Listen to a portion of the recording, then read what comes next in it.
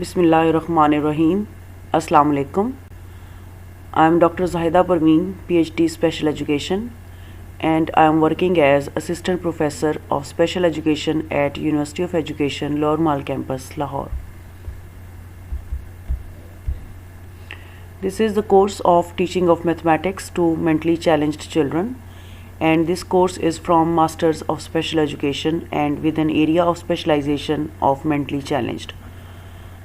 The course code is SPED 4139 and this is a 3 credit hours course. The title of today's lesson is Cooperative Learning, and basically this is an extension lecture of the previous one.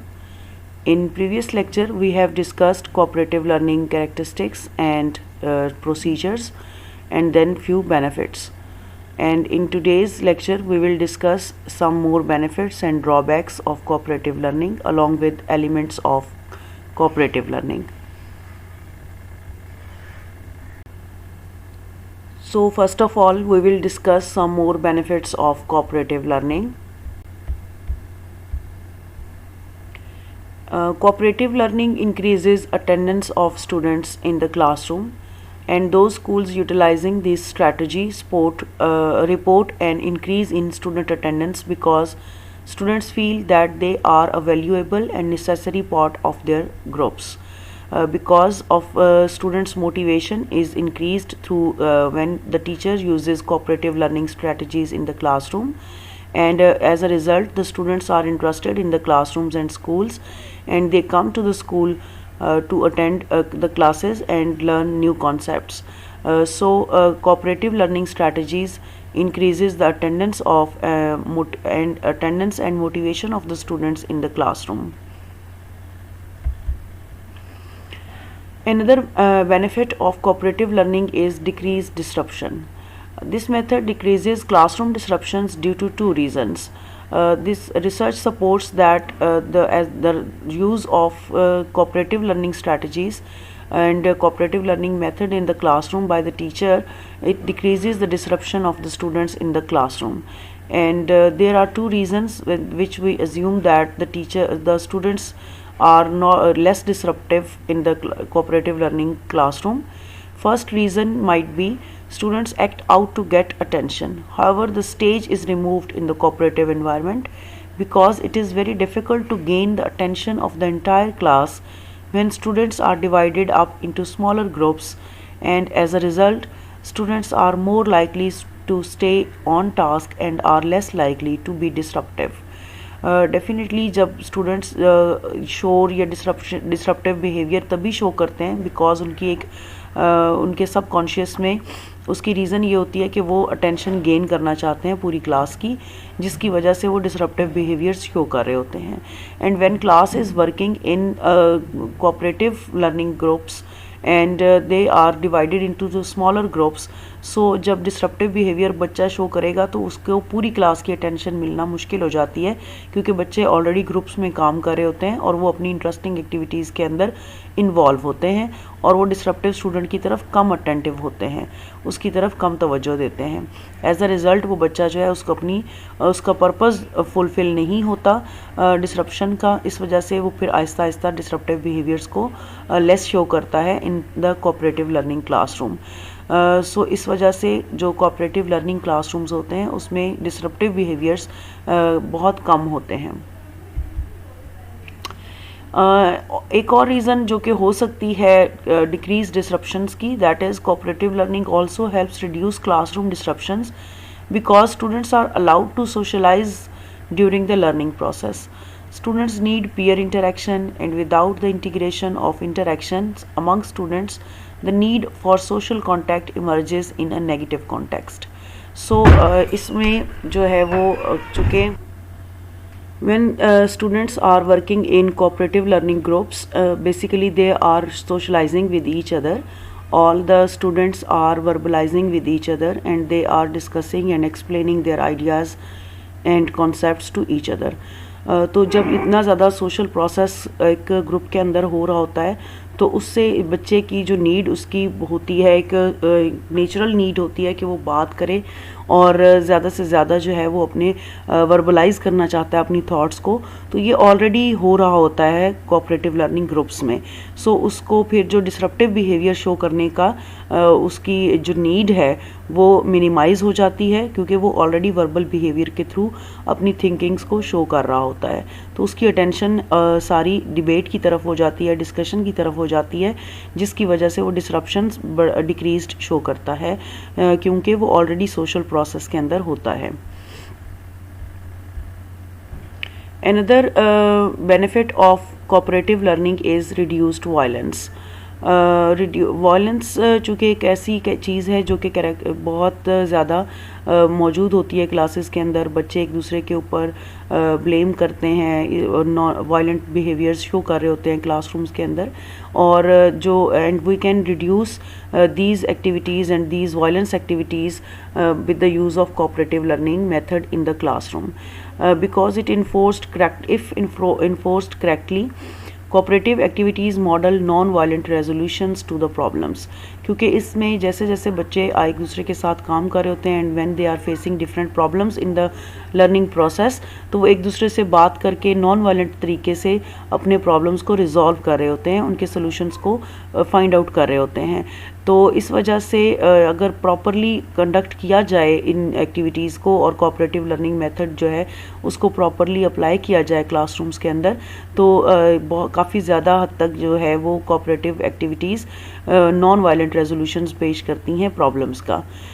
Because group consensus is promoted, blame is eliminated, and honor, friendliness, and quality are promoted. So these are the basic characteristics of the different social behaviors when the students are working in the cooperative learning groups, and because these groups promote consensus and there is no blame, no student is blaming each other, and honor is promoted and friendliness and quality are promoted. तो ये सब characteristics जब ज़ाहिर है teacher inculcate करेगा बच्चों के अंदर कि आपने एक दूसरे के साथ फ्रेंडली बिहेवियर में काम करना है, क्वालिटी को प्रमोट करना है और एक दूसरे को ब्लेम नहीं आपने करना, जो भी प्रॉब्लम होगा उसको आपने कंसेंसस के साथ रिजॉल्व करना है। तो ये सारी कैरेक्टरिस्टिक्स जब बच्चों में डेवलप होती हैं तो अल्टीमेटली क्लास में वायलेंस रिड्यूस्ड हो जाता है, बच्चे एक दूसरे को ऑनर करते हैं, फ्रेंड्स बनकर रहते हैं अपने ग्रुप्स के अंदर। तो इस वजह से क्योंकि ग्रुप वर्किंग जो है वो बच्चे ज़्यादातर पसंद करते हैं, और जब वो इंडिविजुअली लेक्चर मेथड या किसी और मेथड के साथ हम उनको पढ़ा रहे होते हैं तो वो लोनली फील कर रहे होते हैं, और इस वजह से वो वायलेंट बिहेवियर्स भी शो करते हैं। तो कोऑपरेटिव लर्निंग जब ग्रुप्स में वो काम करते हैं तो उनको वो लोनलीनेस की फीलिंग्स नहीं होती, और उस वजह से जो है वो फिर अपना वायलेंस एक्टिविटीज़ नहीं करते। Another benefit of cooperative learning is diversity awareness. Cooperative learning also builds diversity awareness among students. It encourages students to use their differences to help each other. As students observe each other's reasoning process, there is more room to understand and appreciate their differences. So little differences के साथ आपकी class में बहुत से बच्चे जो हैं वो मौजूद होते हैं, each and every student is different from the other one, और जो cooperative learning strategies जब क्लास में हम यूज़ करते हैं और ग्रुप्स में बच्चे काम करते हैं तो उसके थ्रू उसकी वजह से क्लास में डाइवर्सिटी अवेयरनेस काफ़ी ज़्यादा इंक्रीज़ होती है, बच्चों को एक दूसरे के डिफरेंसेस का पता चलता है, वो एक दूसरे को समझने में उनको हेल्प होती है, एक दूसरे की हैबिट्स का पता चलता है, और उसके अकॉर्डिंग क्योंकि वो अकोमोडेटिव एनवायरनमेंट उनको प्रोवाइड किया जा रहा होता है तो वो अपने पीयर्स को अकोमोडेट करने की ग्रुप में कोशिश करते हैं। सो उसकी वजह से बच्चों में डाइवर्सिटी अवेयरनेस इंक्रीज़ होती है, और इसके अलावा बच्चों को जब एक दूसरे के रीजनिंग प्रोसेसेस का पता चलता है, एबिलिटीज़ का पता चलता है, कैपेबिलिटीज़ वो देखते हैं एक दूसरे की कि कौन किस चीज़ में अच्छा है और किसकी कौन सी स्किल वीक है, तो वो एक दूसरे को जानने के बाद और उसके बाद उनके पास एक रूम डेवलप होता है where they can understand each and everything, और एक दूसरे के डिफरेंसेस को they appreciate.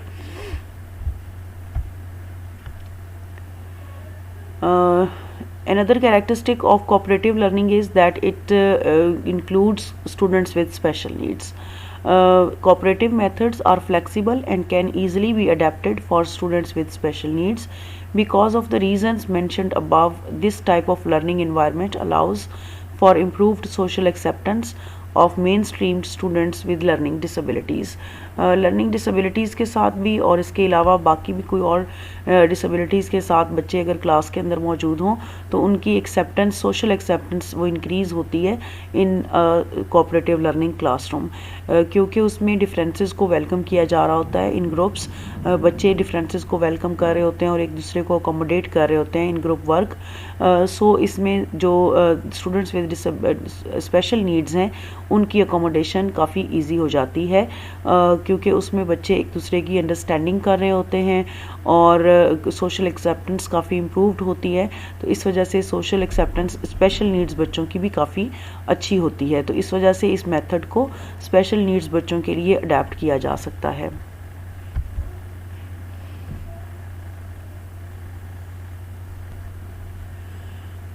Another benefit of this cooperative learning method is that it enhances the language learning. Cooperative learning helps students learn language better than the drill and practice of traditional language training. It would appear that peer interaction in natural settings is the ideal use of language that is necessary for successfully acquiring second language skills. So when we are teaching any language to the students and particularly second language skills, तो उसमें cooperative learning strategies they enhance because this involves social learning and interaction between the students, और बहुत ज़्यादा students एक दूसरे के साथ discussion और explanations कर रहे होते हैं concepts की, so they can use their new language in the discussions and explanations, and in this way they can more learn language in practical way. क्योंकि लैंग्वेज लर्निंग में आप देखते हैं कि प्रैक्टिस बहुत ज़्यादा इम्पॉर्टेंट होती है। प्रैक्टिस मींस कि जब हम कोई न्यू लैंग्वेज सीख रहे होते हैं और उसमें हम कोई न्यू वोकैबुलरी और उसकी ग्रामर जब लर्न करते हैं तो उसको प्रैक्टिकली जब तक क्लासरूम के अंदर या अपने पीयर्स के साथ स्टूडेंट्स यूज़ नहीं करते तो उतना ज़्यादा जल्दी वो फ्रीक्वेंटली उसको नहीं सीख पाते। तो जहाँ पर चूँकि वो बच्चे स्मॉल ग्रुप्स में बैठे होते हैं और एक दूसरे के साथ मिलकर उन्होंने काम करना होता है, और वहाँ पर अगर हम उनको ये बाउंड कर दें कि आपने अपनी सेकंड लैंग्वेज में जो आप लैंग्वेज न्यू सीख रहे हैं उसमें आपने एक दूसरे से बात करनी है, तो बहुत क्विकली स्टूडेंट्स उसको पिक करते हैं और एक दूसरे के साथ जो उनकी कन्वर्सेशन होती है, through that conversation they can better understand and they can better develop their new language. So cooperative learning plays an important role in the language learning process. Differences in learning abilities are well catered when this class is working in cooperative learning groups. Students who usually struggle in academics are able to learn to prepare for tests, check and correct homework and see alternative solutions to problems. क्योंकि वो बच्चे जो कि काफ़ी week होते हैं academics में, they learn to prepare for tests, क्योंकि when they are working in the groups तो एक दूसरे बच्चों के साथ वो सीखते हैं कि टेस्ट के लिए किस तरह से प्रिपरेशन करनी है, कौन कौन सी चीज़ों को प्रिपेयर करना है, कब प्रिपेयर करना है और कैसे अटेम्प्ट करना है इवन। इसी तरह से होमवर्क में बच्चे जो हैं वो एक दूसरे की हेल्प करते हैं, एक दूसरे का होमवर्क चेक भी करते हैं और दूसरे पीयर्स अपने पीयर्स का होमवर्क देखने के बाद अगर एक जो वीक बच्चा है वो अपनी करेक्शंस भी कर सकता है। फॉर एग्जांपल अगर हम इसकी मैथ्स में एग्जांपल लेते हैं, अगर ग्रुप वर्क आपने होमवर्क दिया है ऑलरेडी और नेक्स्ट डे जो है वो आप उनको कोऑपरेटिव लर्निंग में इस तरह की स्ट्रैटेजीज़ में उनको ग्रुप वर्क देते हैं कि वो एक दूसरे का होमवर्क जो है उसको देखें और चेक करें, और इस प्रोसेस में बच्चे जो हैं वो अगर उसको पता चलता है, किसी एक वीक बच्चे को पता चलता है कि मेरा ये क्वेश्चन गलत है, तो वो अपनी करेक्शंस कर सकता है, अपनी मिस्टेक्स को पॉइंट आउट कर सकता है एंड वो this will add into his learning. तो उससे उसकी लर्निंग जो है वो बेटर हो जाएगी, क्योंकि वो जब अपनी करेक्शंस को खुद ठीक करेगा तो उसकी जो लर्निंग है वो ज़्यादा कंफर्टेबली वो उसको लर्न कर सकेगा। इसी तरह से अगर उसके पास कोई डिफरेंट प्रॉब्लम्स हैं, वो फेस कर रहा है कोई डिफरेंट प्रॉब्लम्स को, तो ज़्यादा अच्छा ऑल्टरनेटिव सॉल्यूशंस प्रपोज कर सकते हैं बच्चे मिलकर जब काम कर रहे होते हैं। सो वीक स्टूडेंट्स जो academically those students are not good academically, तो वो एक दूसरे से काफ़ी ज़्यादा हेल्प लेते हैं in assessments and homeworks and all other things. When students work cooperatively in groups, the more knowledgeable students are able to help the less knowledgeable students understand new concepts. क्योंकि स्टूडेंट्स जो हैं वो एक दूसरे को help out कर रहे होते हैं, तो इस वजह से जो ज़्यादा अच्छे स्टूडेंट्स होंगे, जो ब्राइट स्टूडेंट्स होंगे, वो वीक स्टूडेंट्स की हेल्प करते हैं और उनको कॉन्सेप्ट लर्निंग में काफ़ी उनको फैसिलिटेट करते हैं. High achieving students also benefit because they are verbalizing their ideas and actually teaching others. So peer tutoring हम already इस तीन चीज़ों को डिस्कस कर चुके हैं अपने क्लासरूम्स में, that peer tutoring is very effective strategy for concept learning and concept corrections. तो जब बच्चे जो हैं वो peer tutoring में इन्वॉल्व होते हैं, जो high achieving students होते हैं उनको peer tutoring में इन्वॉल्व किया जाता है कोऑपरेटिव लर्निंग मेथड में, तो वो उसको जब बच्चों को समझा रहे होते हैं दूसरे वीक स्टूडेंट्स को, तो बेसिकली वो अपने कॉन्सेप्ट्स को वर्बलाइज कर रहे होते हैं. टीच करते हुए आपको बहुत सी अपनी मिस्टेक्स का पता चलता है और फिर आप अपने कॉन्सेप्ट्स को रिकरेक्ट भी करते हैं, री इन्वेंट भी करते हैं अपने कॉन्सेप्ट्स को समटाइम्स जब आप अगले बच्चों को पढ़ा रहे होते हैं next.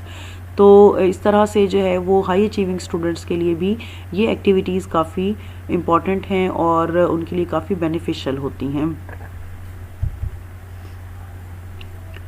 Differences in learning abilities are well catered in cooperative learning classrooms.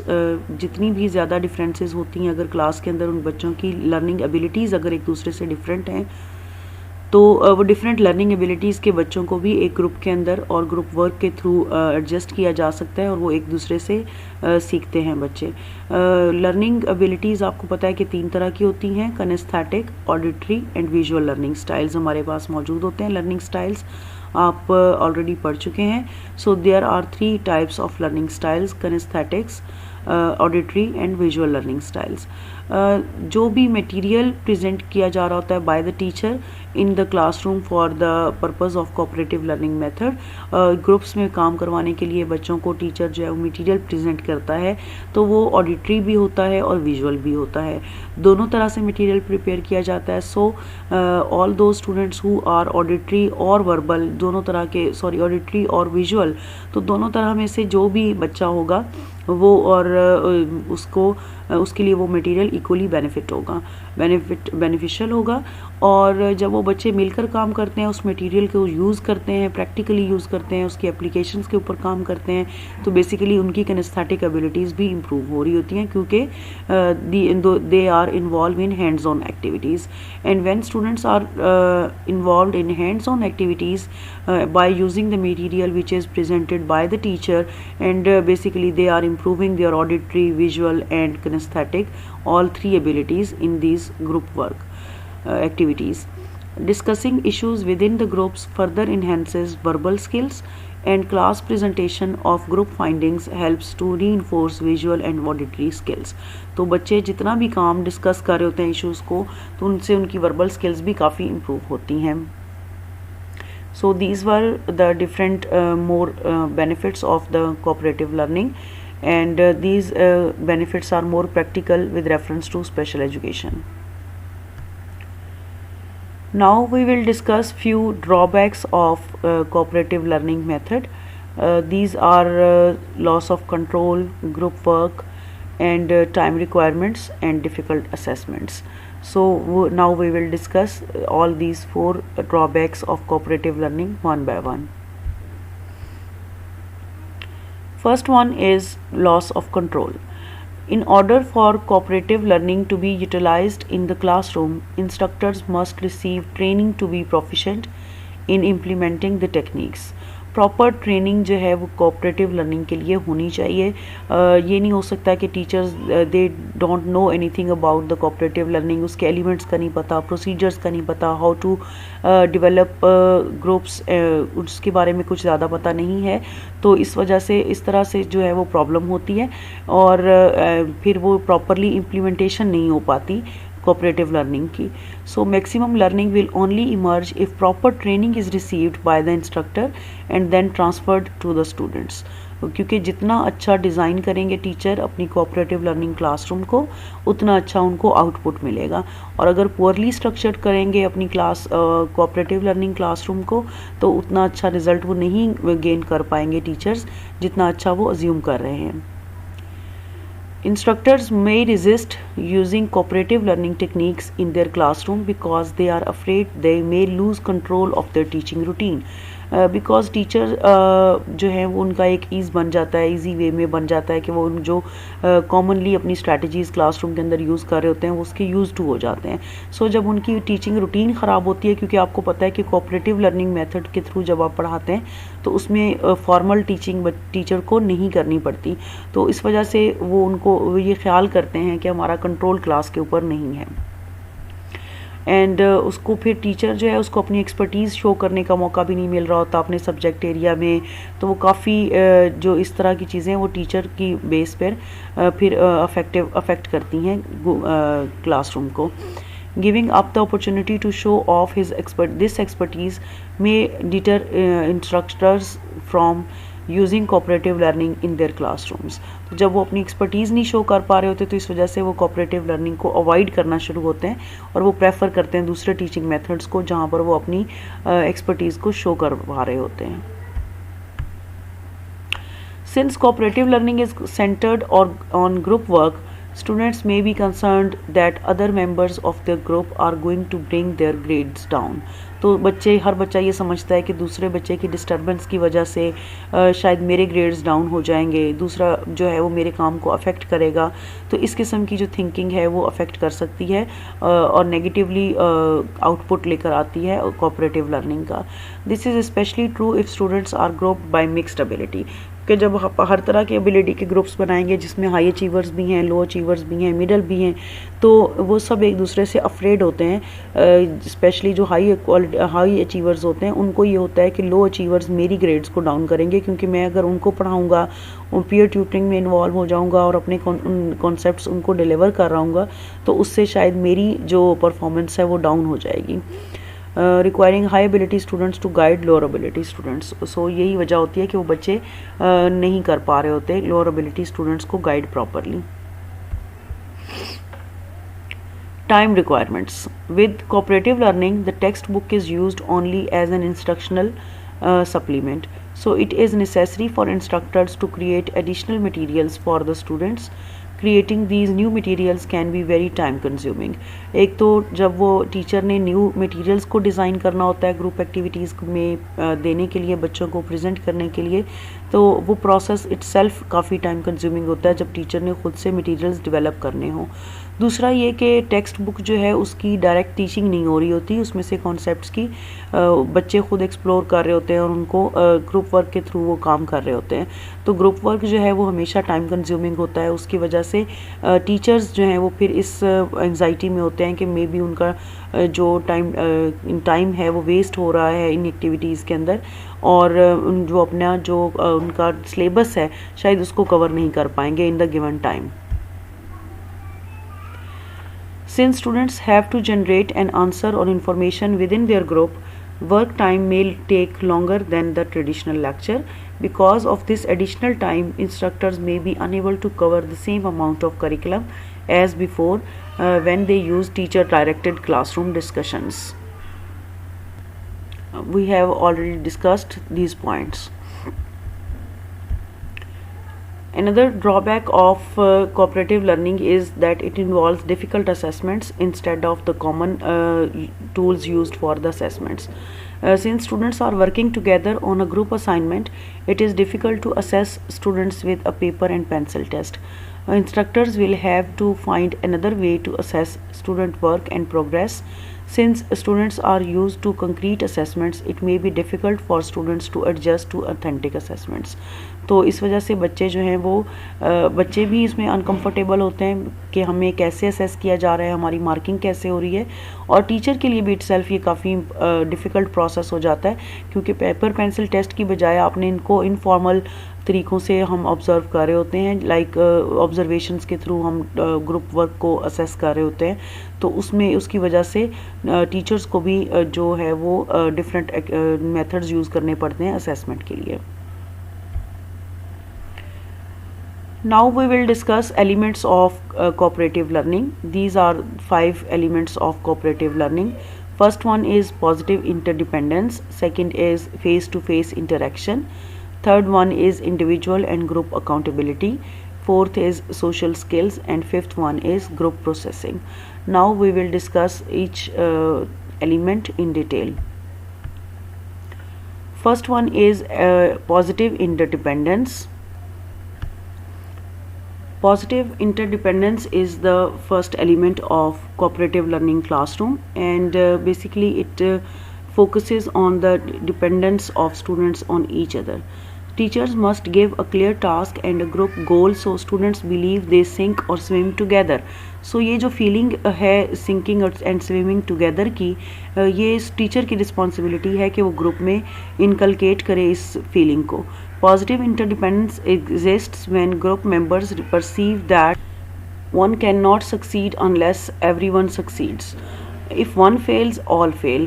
तो इस तरह की फीलिंग्स जो हैं वो बच्चों में डेवलप करना बहुत ज़्यादा ज़रूरी होता है. अदरवाइज़ जो है वो हर बच्चा, जैसे हमने पीछे डिस्कस किया, कि वो ये सोच रहा होगा कि इसकी वजह से मेरे ग्रेड्स डाउन हो जाएंगे दूसरे ग्रुप वर्क की वजह से. तो ये फीलिंग्स डेवलप करना बच्चों में टीचर का काम होता है कि ताकि वो ये फील करें कि अगर हम में से एक भी फेल हो गया तो हम सारे फेल हो जाएंगे. This is called as positive interdependence. And group members realise therefore that each person's efforts benefit not only him or herself but all other group members as well. Next element of cooperative learning is face-to-face interactions, and promotive interactions occur. These face-to-face interactions are also called as promotive interactions, and these occur when members share resources and help, support, encourage and praise each other's efforts to learn. Cooperative learning groups are both an academic support system. Every student has someone who is committed to helping him or her learn, and a personal support system. Every student has someone who is committed to him or her as a person. सो इसमें group work में जब बच्चे काम कर रहे होते हैं तो हर एक जो मेंबर है ग्रुप का, उसको ये दो तरह के सपोर्ट सिस्टम अवेलेबल होते हैं हर बच्चे को. एक तो उसको ओवरऑल ग्रुप का सपोर्ट सिस्टम होता है, एकेडमिक सपोर्ट सिस्टम है, जिसमें उसकी लर्निंग को बच्चे दूसरे हेल्प कर रहे होते हैं और उसकी लर्निंग को बेटर कर रहे होते हैं. और दूसरा एक उसका एज अ पर्सन भी सपोर्ट सिस्टम होता है कि बाकी सारे बच्चे उसे सिर्फ उसकी लर्निंग के लिए प्रमोट नहीं कर रहे होते या सपोर्ट नहीं कर रहे होते, बल्कि उस बच्चे को एज अ पर्सन भी लिया जा रहा होता है और उसको एज अ पर्सन भी सपोर्ट किया जा रहा होता है. सो जो इंटरेक्शंस हैं वो हेल्दी इंटरेक्शंस होते हैं. कोऑपरेटिव लर्निंग में एक दूसरे के साथ बच्चों के रिलेशनशिप्स ज़्यादा अच्छे और स्ट्रॉन्ग होते हैं, डेवलप होते हैं और इम्प्रूव करते हैं बच्चे अपने रिलेशनशिप्स को, और एक दूसरे की हेल्प के थ्रू वो सीखते हैं. नेक्स्ट जो एलिमेंट है that is of accountability. The group must be accountable for achieving it's goals. Each member must be accountable for contributing his और हर शेयर ऑफ द वर्क. और ये तभी हो सकता है, टीचर उसको तभी असेस कर सकता है जब टीचर ने प्रॉपरली गोल्स और रोल्स को असाइन किया होगा. जब जितना अच्छा और क्लियरली आपने रोल्स को असाइन किया होगा each and every member of the group, तो उतना अच्छा वो आपस में काम करने के बाद उसको लेकर आएंगे आपके सामने. The group has to be clear about its goals and be able to mayor. दो चीज़ों को मैयर करने के काबिल होना चाहिए ग्रुप को: it's progress in achieving them and the individual efforts of each of its members. तो दोनों चीज़ों का बच्चे को, सारे बच्चों को पता होना चाहिए कि ओवरऑल एज अ ग्रुप वो किस तरह से अचीव कर रहे हैं. अपनी प्रोग्रेस को मॉनिटर करना चाहिए उन्हें साथ साथ, और उसके साथ ही उन्हें अब हर एक इंडिविजुअल एफर्ट का भी पता होना चाहिए कि कौन सा मेंबर कितनी एफर्ट्स कर रहा है और उसको हमने कंबाइन कैसे करना है. तो इस तरह से ये ग्रुप अकाउंटेबिलिटी होना बहुत ज़्यादा ज़रूरी है, क्योंकि सेंस ऑफ अकाउंटेबिलिटी नहीं होती जहाँ पर, तो वो काम उतना अच्छा नहीं हो रहा होता. जब तक इंडिविजुअल लेवल पर हर बच्चे को सेंस ऑफ अकाउंटेबिलिटी आप डेवलप नहीं करेंगे कि वो अकाउंटेबल है, असेसमेंट उसकी की जाएगी, उससे पूछा जाएगा कि उसने क्या लर्न किया है और क्या कंट्रीब्यूट किया है उस गोल को अचीव करने में, तो जब तक वो अपने आप को अकाउंटेबल नहीं समझेगा तब तक वो अपनी प्रोग्रेस प्रॉपरली इनपुट नहीं दे पाएगा. Next is element of cooperative learning is social skills, and in cooperative learning groups students are required to learn academic subject matter, that is task work, and also to learn the interpersonal and small group skills required to function as part of a group. तो team work भी बच्चे सीख रहे होते हैं, साथ साथ अपने सब्जेक्ट मैटर को भी फोकस कर रहे होते हैं, उसे भी याद कर रहे होते हैं और सीख रहे होते हैं एक दूसरे से. Cooperative learning is inherently more complex than competitive and or individualistic learning because students have to engage simultaneously in task work and team work. तो दोनों चीज़ें चूँकि साथ साथ चल रही होती हैं, कॉन्सेप्ट्स के ऊपर भी बच्चे काम कर रहे होते हैं, एक दूसरे के कॉन्सेप्ट क्लैरिटी के ऊपर भी काम कर रहे होते हैं, और साथ साथ उनकी जो टीम वर्क की एबिलिटीज़ हैं वो भी डेवलप हो रही होती हैं और इन्हेंस हो रही होती हैं। So group members must know how to provide effective leadership, decision making, trust building, communication and conflict management and be motivated to use the prerequisite skills. So ये जो सारी prerequisite skills होती हैं जिनको ग्रुप वर्क में काम करने से पहले बच्चों को आना चाहिए, और उनके इन चीज़ों के लिए उसके पास प्रॉपर गाइडेंस होनी चाहिए टीचर्स की तरफ से, ताकि जब वो ग्रुप के अंदर काम करे तो वो ज़्यादा इफ़ेक्टिवली काम कर सके। सो आपको अपने ग्रुप के जो आपने बनाए हैं उसमें हर बच्चे को लीडरशिप सिखानी है, क्योंकि और जो लीडरशिप रोल होता है वो टर्न बाय टर्न आप उसको स्विच करते रहते हैं, एक ही बच्चे को लीडरशिप का रोल नहीं दिया जाता कोऑपरेटिव लर्निंग में। तो लीडरशिप एबिलिटीज़ बच्चे की जो हैं वो डेवलप हो रही होती हैं, डिसीजन मेकिंग उन बच्चों की आहिस्ता आहिस्ता इंप्रूव हो रही होती है, ट्रस्ट बिल्डिंग वो करते हैं एक दूसरे के ऊपर, कम्युनिकेशन उनकी इंप्रूव होती है, कॉन्फ्लिक्ट मैनेजमेंट, जो अगर कोई कॉन्फ्लिक्ट्स और प्रॉब्लम्स अराइज होते हैं तो उनको मैनेज करने की जो एबिलिटीज़ हैं उनको बच्चे इंप्रूव कर रहे होते हैं, और इसी तरह से उनकी मोटिवेशन भी इंक्रीज़ होती है। तो ये सारी जो प्री रिक्विजिट स्किल्स हैं ये सोशल स्किल्स डेवलप करने के लिए बहुत इंपॉर्टेंट होती हैं, और ग्रुप वर्क में काम करने के लिए इन सारी स्किल्स को सीखना बहुत ज़्यादा ज़रूरी होता है। Group processing exists when group members discuss how well they are achieving their goals and maintaining effective working relationships. Groups need to describe what member actions are helpful and unhelpful and make decisions about what behaviors to continue or change. Continuous improvement of the process of learning results from the careful analysis of how members are working together. So group processing के ऊपर बच्चे जो हैं उनकी बड़ी thinking चल रही होती है साथ साथ कि क्या ठीक हो रहा है, क्या गलत हो रहा है, किसको कहाँ पर चेंज करने की ज़रूरत है, अपने बिहेवियर को किसको ठीक करना है, किसको जो है वो किसी एक बिहेवियर को ड्रॉप करना पड़ेगा और न्यू बिहेवियर्स को अडेप्ट करना पड़ेगा। सो ये जो एनालिसिस है ग्रुप प्रोसेसिंग का ये कॉन्टीन्यूस होता है और ये साथ साथ चलता है। So this was all about cooperative learning method. We have discussed in 2 different lectures all the details of cooperative learning.